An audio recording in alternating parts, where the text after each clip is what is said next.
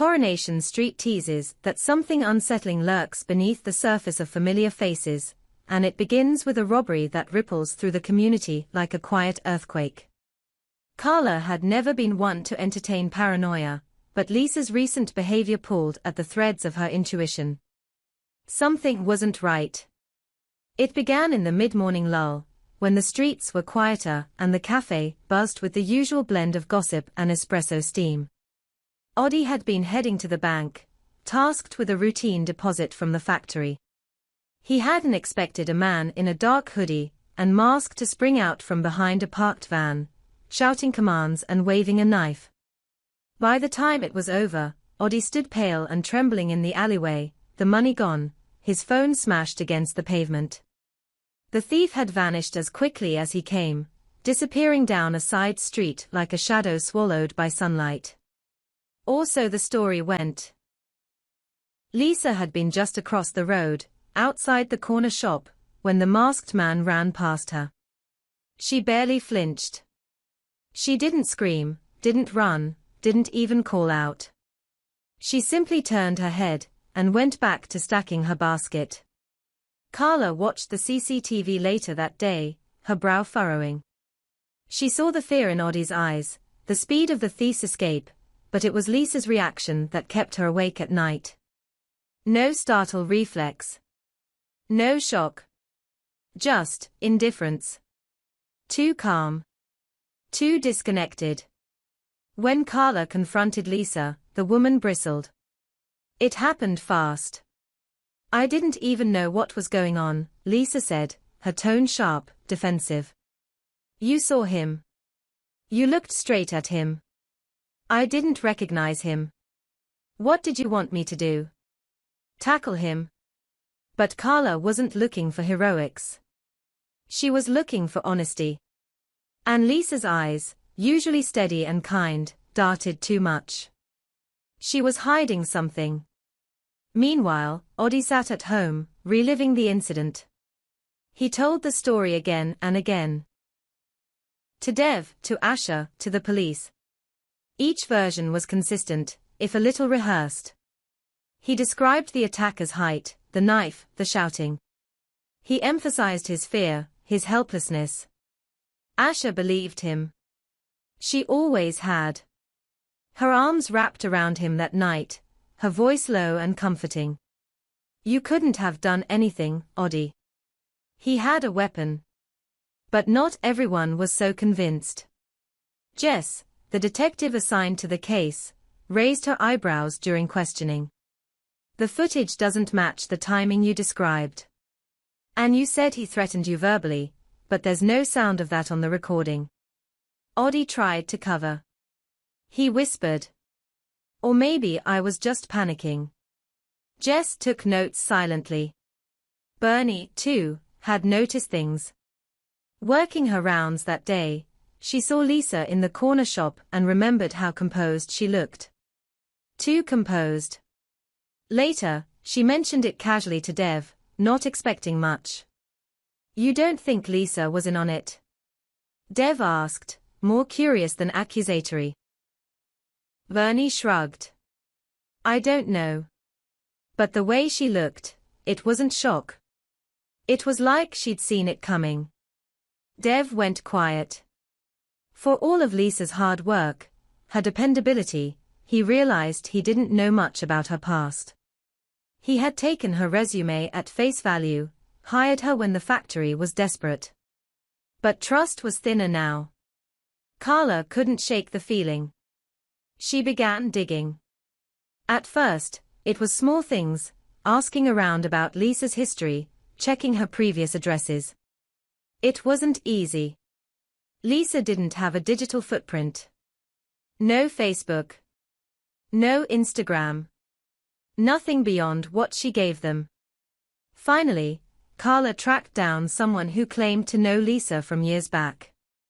A pub worker in Sheffield remembered her as someone named Eliza, who had once been married to a woman named Mara. A tragic story, Mara had died suddenly, under circumstances no one liked to talk about. When Carla brought it up again, Lisa's face went pale. You're digging through my past now, she snapped. I'm trying to understand why you didn't blink when a thief ran past you. And why Oddie's story has holes. This is about the safety of my staff. Lisa hesitated. I didn't help him. I swear I didn't. Did you know him? Lisa's silence was answer enough. In the privacy of her flat, Lisa stared at an old photograph tucked deep in her drawer. Mara's smile beamed beside hers. Grief had never left her, it clung to her like a second skin. After Mara's death, she'd gone into a spiral. She lost her job. She made choices. Bad ones. She fell in with people who promised distraction over healing. The man who robbed Oddie. Lisa knew him. Not well, but enough. He was part of that world, part of the darkness she tried to leave behind. She hadn't planned the robbery. She hadn't even known it was going to happen. But when she saw him, when she locked eyes with the runner, she froze. She didn't scream, because a part of her feared he might recognize her. That he might come back later. But now it was too late. Her silence made her complicit. Back at the police station, Jess compiled her findings. The inconsistencies in Oddie's story. Lisa's connection to the criminal. The suggestion that the robbery might not have been random. Carla was called in for questioning as a witness. She remained measured, calm, but made it clear she suspected something deeper. Asha was torn. She believed Oddie wanted to stand by him, but even she couldn't deny the growing questions. She confronted her brother at the flat, her voice breaking. Tell me the truth. Were you part of this? No, Oddie said, but it came too fast. Oddie. I didn't plan anything. I swear. He came out of nowhere. But Asha's expression said it all. She wanted to believe, but belief and truth were no longer the same. And Lisa? She sat alone in her kitchen, lights off, thinking of Mara and the woman she had once been. A woman who didn't lie. A woman who didn't run. If she stayed silent, she might lose her job. If she confessed, she might lose everything else. Outside, rain fell softly over Weatherfield. But inside, the tension thickened.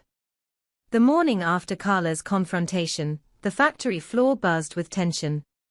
Word had spread that something was wrong. Lisa arrived late, eyes shadowed, and didn't speak unless spoken to. Carla watched from her office window, arms folded, unease mounting. Later that afternoon, Carla called Lisa in again. This time, she was more direct. If there's something you need to tell me, now's the time. Lisa hesitated, lips tightening. I can't. You wouldn't understand. Try me. Lisa's fingers tapped against the chair. It's not just about the robbery. I've made mistakes. A long time ago. And now they've followed me here. Carla leaned in. What kind of mistakes? Lisa said nothing. But her eyes filled with the weight of things unsaid. Meanwhile, the pressure mounted around Oddie. Jess returned for more questioning, and this time, she brought footage from a traffic camera near the alleyway. A masked man appeared running, but the route he took didn't match the one Oddie described. This is the moment he ran past Lisa, Jess explained. He wasn't coming from the alley. He was already past it. Oddie paled. That can't be right. Jess stared at him hard. It suggests the robbery may not have happened where you said. Or how you said. At home, Asha confronted Oddie again, tears brimming. Just tell me. If it's money, if it's something else, whatever it is, I can help. Oddie broke. I owed someone. After the cafe closed, I got into some trouble. He offered a way out. You staged it. No. Not staged. I just told him when I'd be going to the bank. I didn't think he'd really do it. I thought he'd just scare me. Maybe make it look like a mugging. I panicked. Asha was stunned. You lied to everyone. You let Lisa take the fall. I didn't mean to. I didn't think anyone would get hurt. But they had. Lisa's job was hanging by a thread. Carla was under pressure from investors. And now Dev had questions of his own. Dev sat Oddie down at the kitchen table that night, his face unreadable. I've always tried to guide you, Oddie. But you've got to want to do right by people. You've lied to police. You've risked our name. What were you thinking? I thought I could fix it. I thought it wouldn't go this far. Well, it has. And you're going to go down there and make it right. Reluctantly, Oddie agreed. He called Jess the next day and offered a full statement. It implicated himself and partially explained Lisa's strange behavior. Jess took it down calmly but firmly. You'll still be charged, she said. But it helps that you came forward. Carla sat with Lisa in the break room as the fallout unfolded. I knew something was off, she said. But I didn't want to believe it. Lisa finally opened up. I didn't help him. But I knew who he was. Years ago, Mara, my wife, got involved with some people. When she died, I tried to escape all of it. Changed towns. Changed my name. But that man, the one who robbed Oddie, he knew me. I think he came looking for me, not the money. Carla was silent for a moment. You should have told someone. I was scared. You're not the only one. Word reached Bernie through the back channels of the street. She had always known something didn't sit right. When she heard Oddie's confession, she wasn't surprised, but she was disappointed. She found Asha on her lunch break and sat beside her quietly. He's still a good lad, Bernie said. I'm not so sure anymore. He messed up. But he came clean. That's worth something. As the days passed, the dust began to settle. Oddie's charges were minor, thanks to his cooperation and a clean record. Community service. Fines. But the damage to his relationships was more severe. Lisa was allowed to keep her job, with Carla offering conditional support. But the factory gossip didn't die. She worked with her head down, her past now an open secret.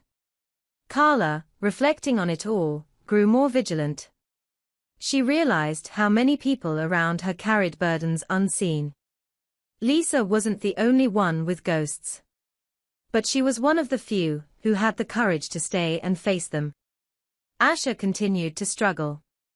She loved her brother, but trust had been broken. And trust, once shattered, doesn't come back clean.